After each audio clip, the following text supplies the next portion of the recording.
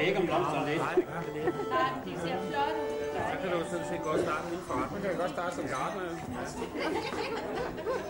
Men det er sgu meget rart, det ikke er plads.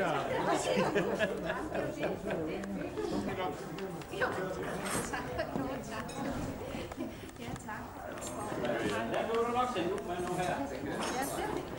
Ja, altså det må I jo finde ud af, hvad I vil gøre ved det jo.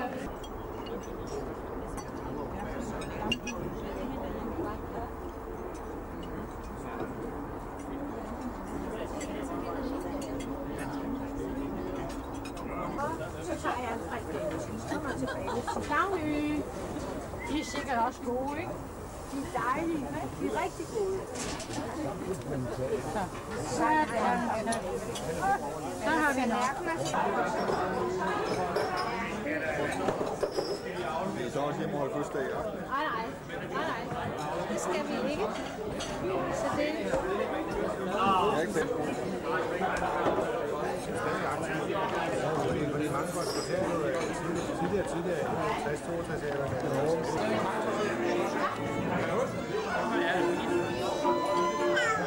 Der var den høje.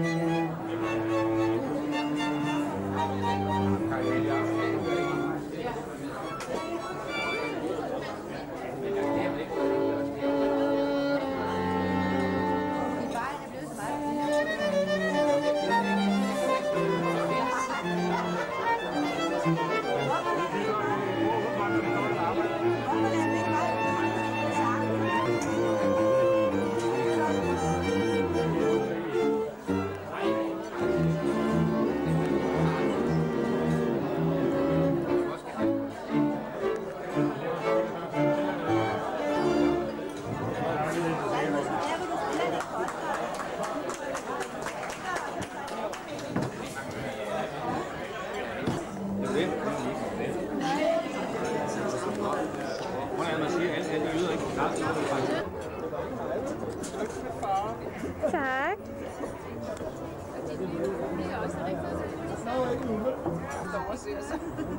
Det ser ud som om, jeg kvæster. Det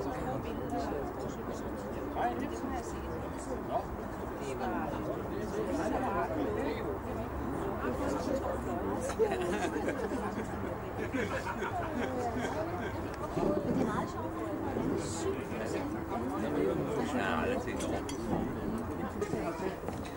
Og de hedder Carlo og Walter. Og Carlo og Walter står hernede. De vil meget gerne op ønske tillykke. Vi kan ikke komme herop. Så de vil lige give en lille opvisning hernede på den lille bane først. Og så vil I komme ind på springbanen bagefter. Jeg har fået gemmer ved at fint.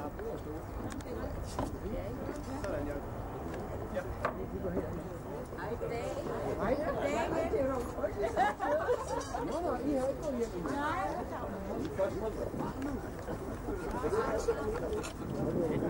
der var en anden land.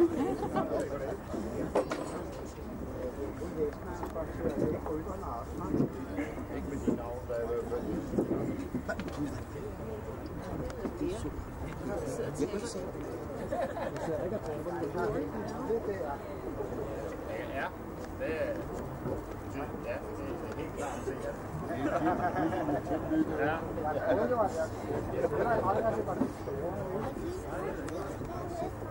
Ja. Far, skulle du ikke være herovre, eller? I kan komme herind.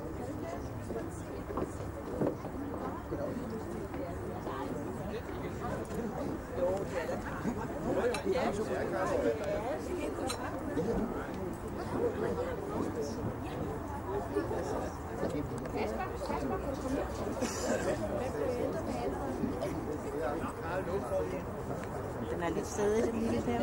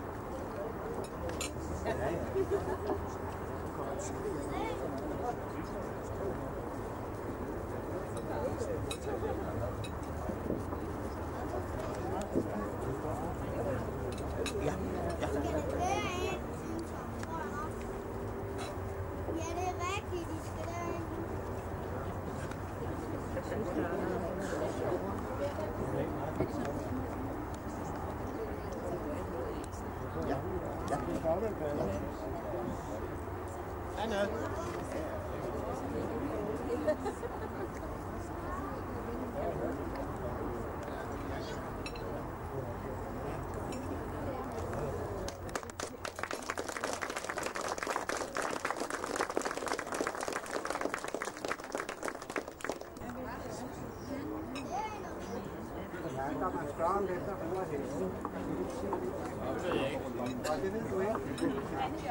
Anne Jørgensen på den gule, det er Valder. Og Pernille Damgaard på Lille Garde.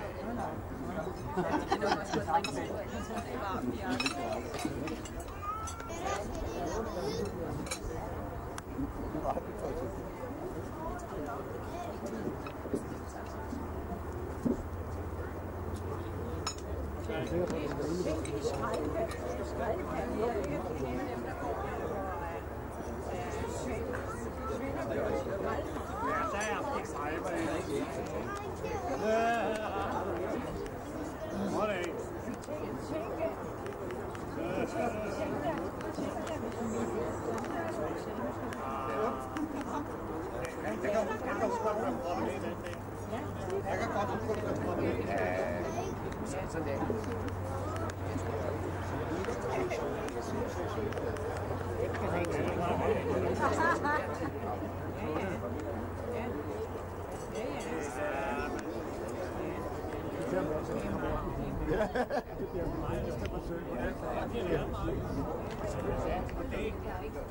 Ja, og lige bagvist lidt. Fyre og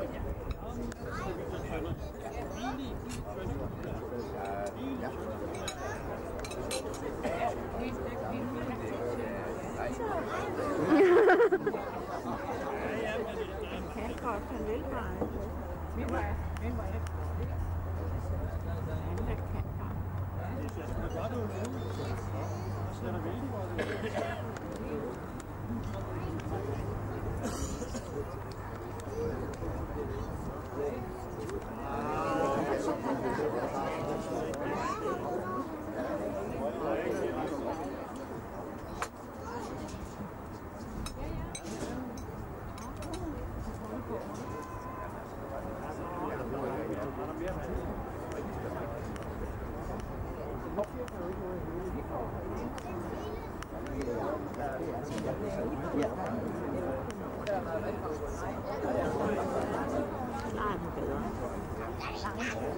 Hvor langt er det? Ja, nu er den klar. Jamen, lige på den anden side. Det var ret svært,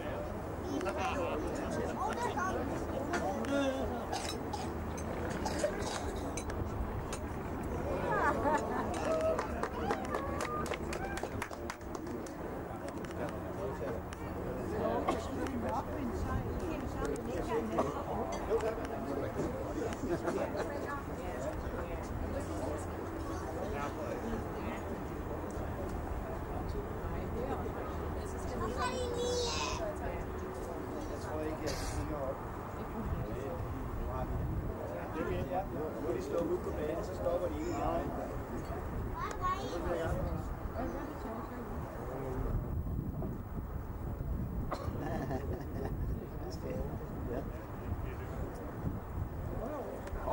Nej, nu er der kommet højde på det. Det er jo sjovt. Skal han sidde her? Ja, ja, det.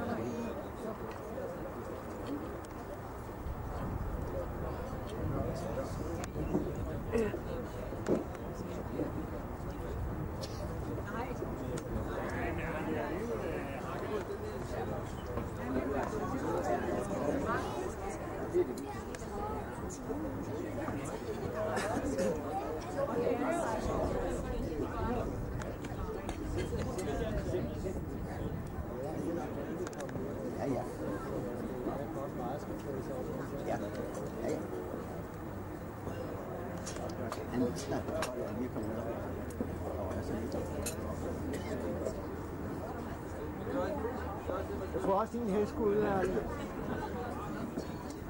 Skulle din hest ikke have været med ude? Det så ikke sådan ud. Nej, det er godt. Nej, der skal ikke være konkurrence på. Nej. Ja.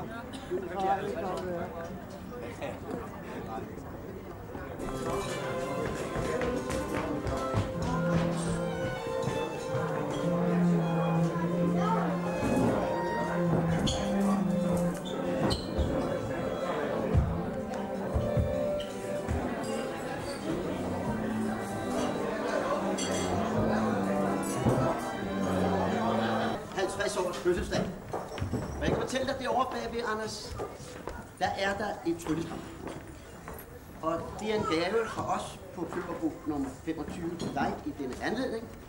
Og vi har netop givet dig dette tryllespejl, fordi vi vil så gerne have, at du fremover også skal tænke på os, som du har været så sød og venlig at gøre ind til dagens dato.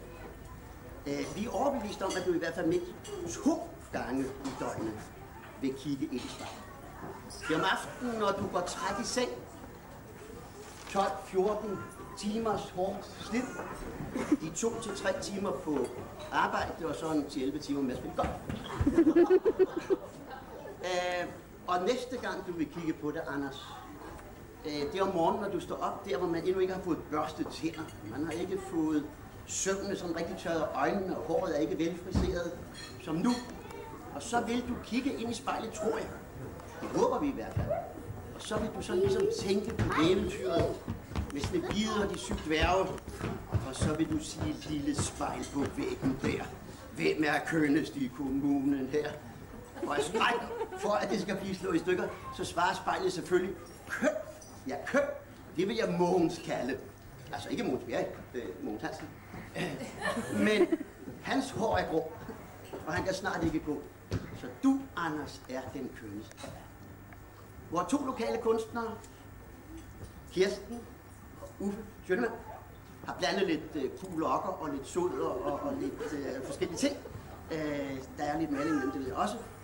Og Kirsten vil fortælle bagefter en lille smule om, hvad dette forestiller, om hvor vi ser denne lille gavtyv inde i midten af blomster.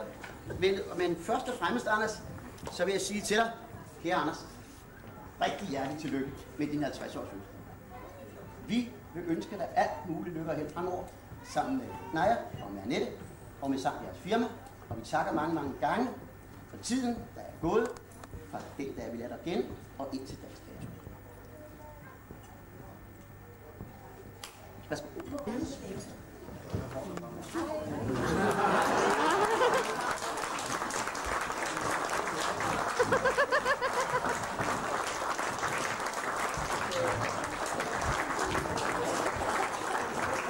Kirsten Søndermark, som har lagt den sidste hånd på værket, har lovet ligesom at forklare, hvad det er, der er inde i kunstneren, fordi det har men hvad det er, der rører sig i en kunstner, når man ligesom gør sådan noget som det der.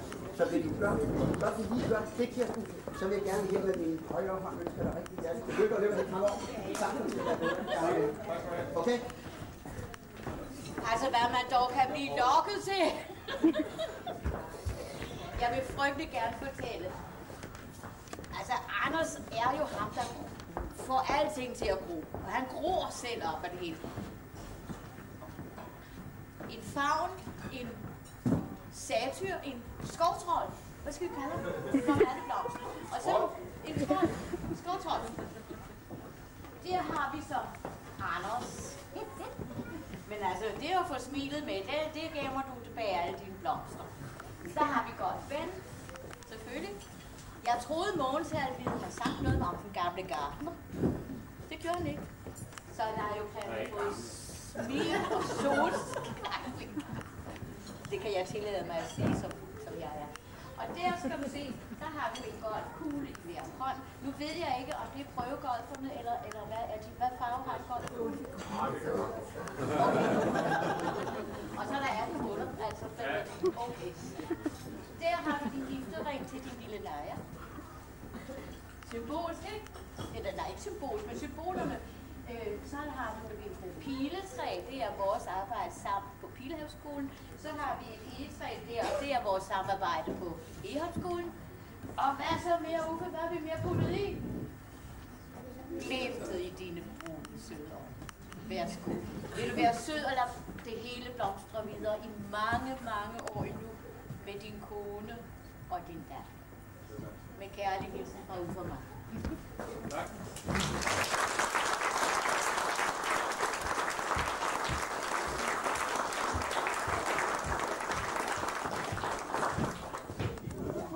Flot hilsen. Tak fordi du hjalp mig, mor. Skal jo nogen til at sætte puljer til det værd? Jo, der er ikke noget der.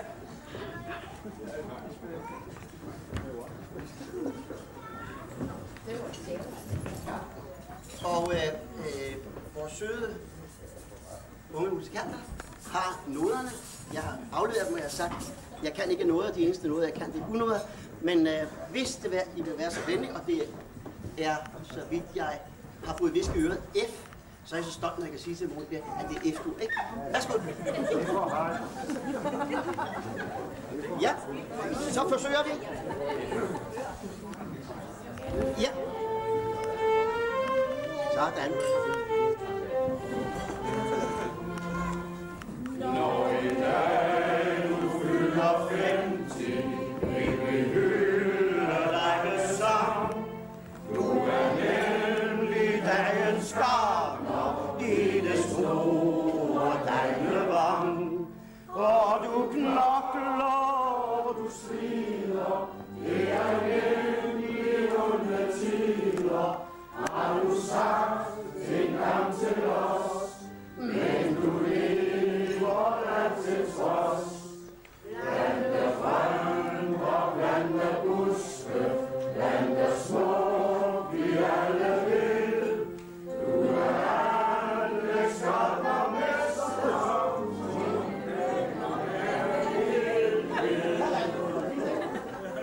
Kommunens nordre ende ligger 100 sønderland.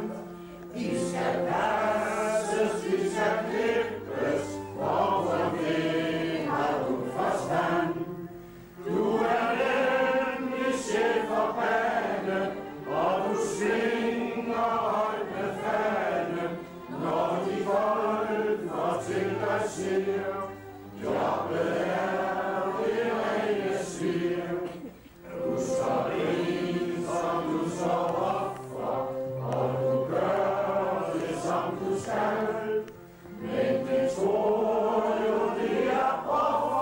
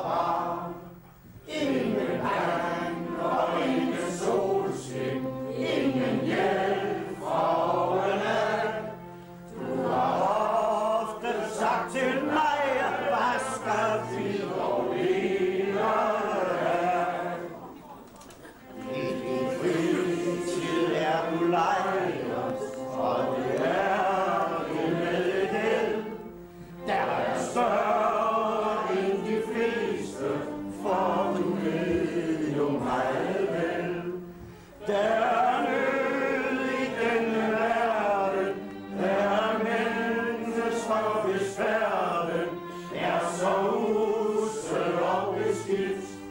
Og for dem, der har du slidt, blandt sol og blandt varme, er det motto, som du har. Og du bruger tid og vælge med en stykke hjemmefra. Og Annette er nu voksen med sit eget lille hus. Hun har overstået rejse, og det er det store sus. Hun har altid været på blækken med en karakter på trækken. Kan du slippe hende fri? Hendes barndom er forbi. Du kan sol og du kan varme, du kan alt, hvad livet skal. Du har hjulpet til det sidste, derfor er du dagens mand. Nu er du den gamle gartner.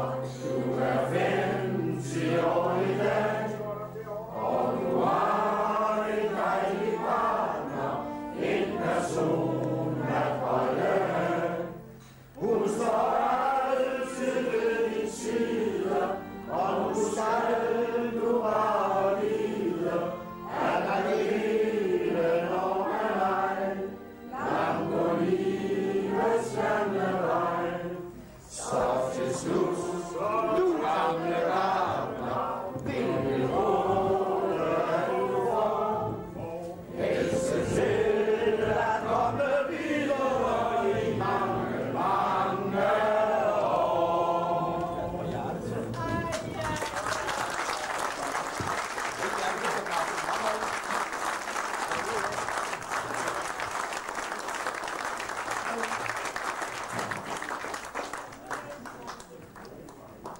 Ja, det er vel også sådan, når nu vi er kommet til fest, og den er over kl. 17. Og vi er oppe at stå alligevel, ikke? Så er vi simpelthen der. Så burde vi vel, give Anders Walter Jensen, vores nu gamle anlægsgartnermester, der nu er kommet ind i de voksnes rækker. Og velkommen der. Det giver altid det. Jeg har været der hele tiden. Så skulle vi ikke alle sammen nu sige, at vi siger, Anders, længe leve! Hurra! Hurra! Hurra! Og så er det langt. Hurra! Skal vi have den her? Ja, vi skal. Og subsuperkat. Og dette skal være Anders til lære, hurra! Og dette skal være Anders til lære, hurra! Og skam for den, som ikke hvor Anders skål vil drikke. Hurra, hurra, den skål var bra, hurra! Bravo, bravo, bravo, bravissimo. Bravo, bravo, bravissimo. Bravo, bravissimo, bravo, bravissimo. Bravo, bravo, bravissimo. Han skal leve, han skal leve, han skal leve, høj hurra. Hurra, hurra, den skål, den var bra. Hurra, hurra, den skål, den var bra. Han skal leve, han skal leve, han skal leve, høj hurra. Skål!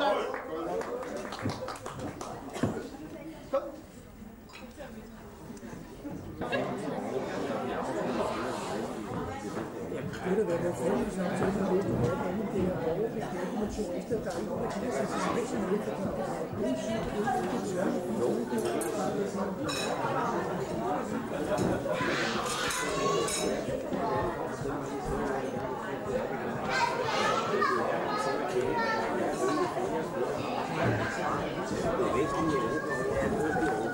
Og hvad betyder det? Ja, den Sara til venligste billede. Her var den. Her var den.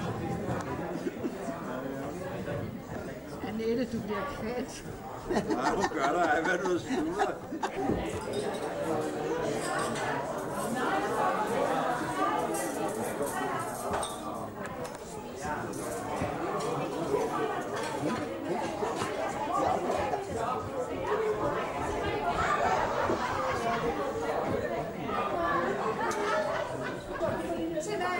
Vi må ned og se, hvad hedder det?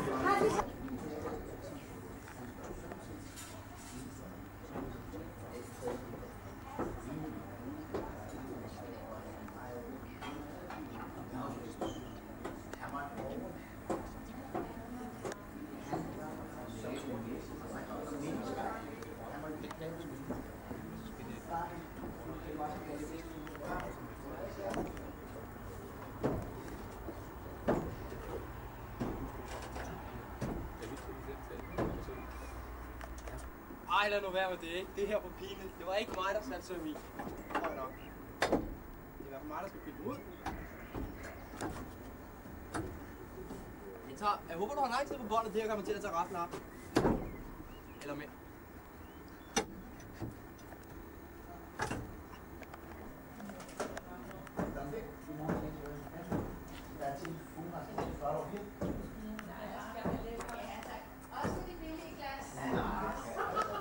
Poul, læg lidt på. Nej. Jo, jeg kommer og henter glas. Det er skidt, det er under billige glas. Nej, Mogens får hende hørt, og Mogens sagde nej. Hvis Poul tager sig. Ja, selvfølgelig. Mogens. Nå, så. Det